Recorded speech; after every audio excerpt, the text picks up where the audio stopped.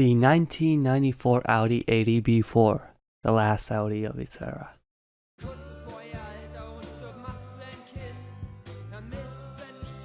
Time for a review drive. Oh yeah, your 2004 BMW E46 won't start as good. I love hydraulics.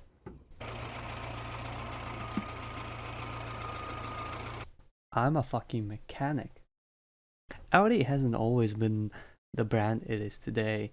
And here's a clip of Jeremy Clarkson reviewing the 1994 Audi A8. As I see it, there's only one real problem with the A8.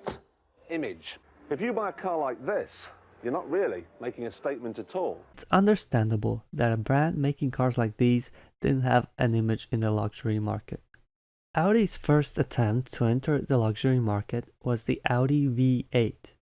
And after 5 years of production from 1988 until 1993, it got replaced with Audi A8, as the Audi 100 got replaced with Audi A6 and Audi 80 with A4. A completely new addition to Audi's lineup was the Audi A3. Long story short, these changes and Audi's attempt to enter the luxury market is what brought Audi to where it is today. But I don't care about the Audi today. This is the Audi I love. All 4 windy windows. This window just barely opens. The most luxurious thing about this Audi? The sunroof. And it's fucking electric. If anyone messes the positions of my vents, I don't care where we are. I'ma throw you the fuck out of my car. I don't even get a mirror for myself. The passenger does though. You better don't touch the glove box if you're weak. You have to close it with force, like a real man. That's what Audi 80 is about. Sometimes when I feel very depressed, I fold the seats down and I crawl into the trunk and cry for days. These obviously did not come with the car, but I installed these because my dad had them laying around and I think they look okay. 80s interior.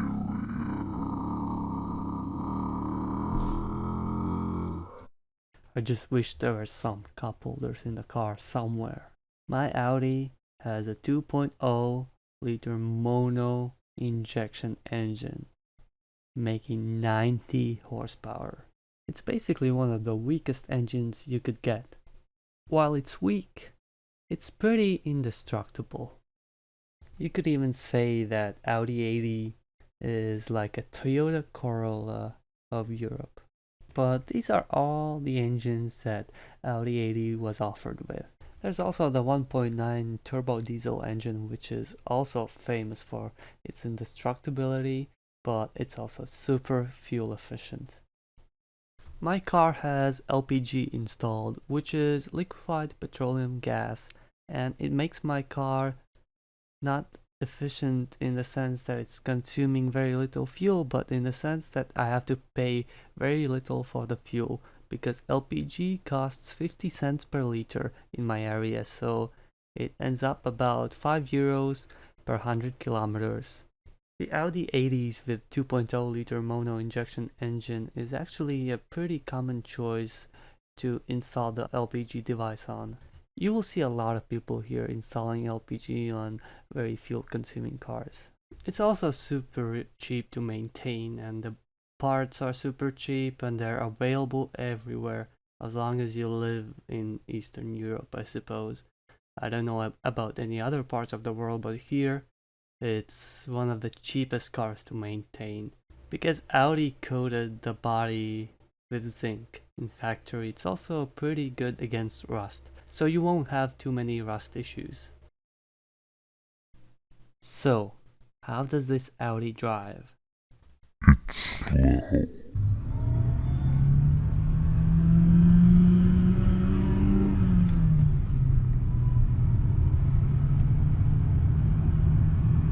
This car is 26 years old, and its original factory horsepower number is 90.